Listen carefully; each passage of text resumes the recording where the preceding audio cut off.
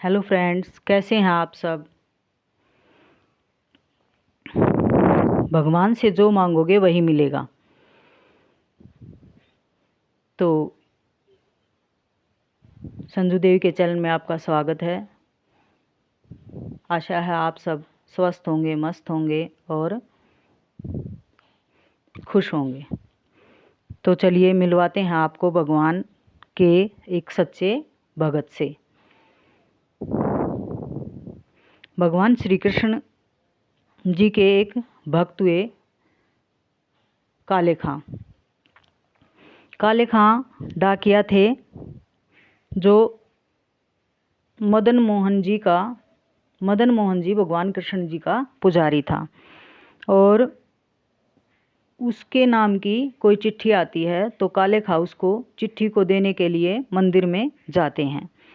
तो जैसे ही वो पुजारी को बुलाते हैं कि आपकी चिट्ठी आई है, तो वो भगवान श्री कृष्ण की आँखों में आँखें मतलब नज़र मिल जाती है काले खां की। और काले खां की नज़र हटती ही नहीं। वो चिट्ठी उसने पुजारी को दे दी और पुजारी ने पढ़ भी ली, लेकिन काले खां वहीं खड़ा का खड़ा रह गया। जैसे स्तब्ध हो जाता ना आदमी, वहीं का वहीं, इस तरह से वो वहीं का वहीं खड़ा हो गया। तो अब उसने देखा, एकदम से उसका ध्यान हटा तो उसने देखा कि बेटा वो पुजारी ने तो चिट्ठी भी पढ़ ली और तू जब का यहीं खड़ा, तो वो चल पड़ा। अब उसको भगवान कृष्ण की जो दृश्य था वो इतना अच्छा लगा कि उसको बार बार उसके मिलने की अभिलाषा होने लगी। और वो बार बार ये कृष्ण भगवान के बारे में सोचता। तो उसने क्या किया, उसने नकली चिट्ठी लिख के और वहाँ दे के आने लग गया कि भाई ये कहीं से चिट्ठी आई हुई है, ये कहीं से चिट्ठी आई हुई है, कोई कृष्ण के नाम से, कोई किसी के नाम से, कोई किसी के नाम से। ऐसे पुजारी जी को डेली चिट्ठी दे के आता वो, और डेली भगवान के दर्शन करके आता। तो इस तरह से फिर वो काले खां जो हो गया वो मुसलमान हो गया। तो उसके धर्म के जो लोग थे वो कहने लगे कि भाई तू तो हिंदुओं के भगवान को प्यार करने लग गया है और तू काफिर हो गया है, मतलब तू गद्दार हो गया है। तो उसने कहा कि भाई मुझे अच्छे लगते हैं, कोई बात नहीं, मैं उनका मनन करता हूँ, क्या दिक्कत है, भगवान तो सब एक ही हैं, ये भी भगवान वही है और हमारा भगवान भी वही है, लेकिन चीज़ें एक ही हैं। आप भी भगवान का नाम लेते हो, मैं भी लेता हूँ, तो चीज़ एक ही है। तो इस तरह से बीतते बीतते बीतते बीतते मतलब उसकी शादी हो गई। शादी को कई साल हो गए और उसको बच्चा नहीं हो रहा। तो उसके घर वाले सब कहने लगे कि भाई ये जो तू हिंदुओं के भगवान की पूजा करता है ना, उसका असर है और इसीलिए तेरे को बच्चा नहीं हो रहा। तो काले खां ने सोचा कि ये तो मेरे भगवान पर बात आ गई, और वो भगवान के पास जाके कहने लगा, भगवान अब तेरे ऊपर उंगली उठने लग गई और मैं ये सहन नहीं करूँगा, तो आप मुझे एक बच्चा दे दो। तो उसने भगवान से ऐसी विनती की और भगवान ने उसको बच्चा दे दिया।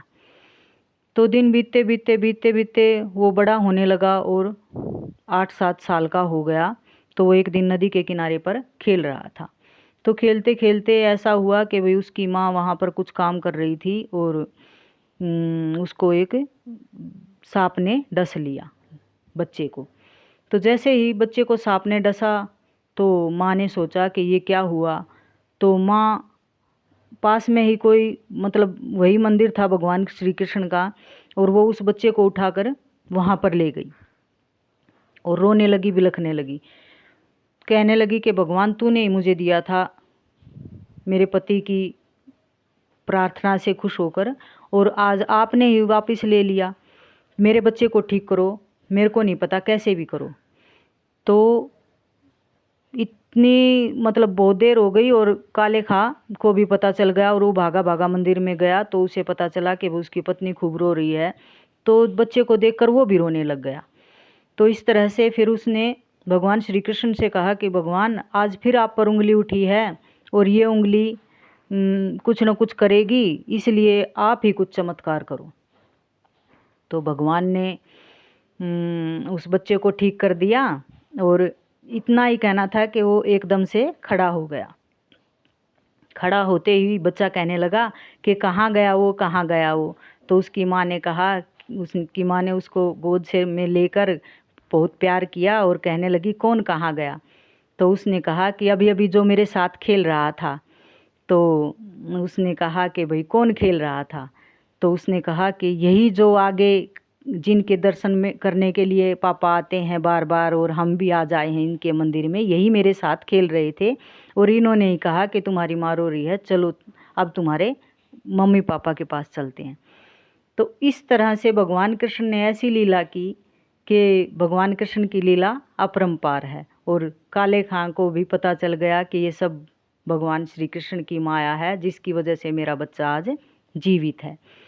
तो इस तरह से भगवान श्री कृष्ण जिस पर कृपा करते हैं उसकी किसी भी तरह से मदद कर सकते हैं, चाहे वो किसी भी समस्या में फंसा हुआ हो, लेकिन मदद करेंगे ज़रूर, चाहे कुछ दिन लग जाए।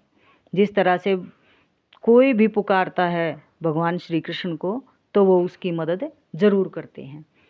तो इस तरह से आप भी भगवान श्री कृष्ण पर पूरा विश्वास रखेंगे तो भगवान श्री कृष्ण ज़रूर मदद करेंगे। ऐसा कभी नहीं हुआ कि किसी ने पूरा विश्वास किया और भगवान श्री कृष्ण प्रकट ना हुए हों, बहुत उदाहरण हैं। तो आप भी भगवान श्री कृष्ण पर पूरा विश्वास रखें। और ये थी आज की मोटिवेशनल स्टोरी, भक्ति की स्टोरी, जिससे भाई भगवान पर पूरा विश्वास करना चाहिए। और अगर आपको स्टोरी अच्छी लगी हो तो चैनल को सब्सक्राइब करें, लाइक करें, शेयर करें। और जय श्री कृष्णा, राधे राधे।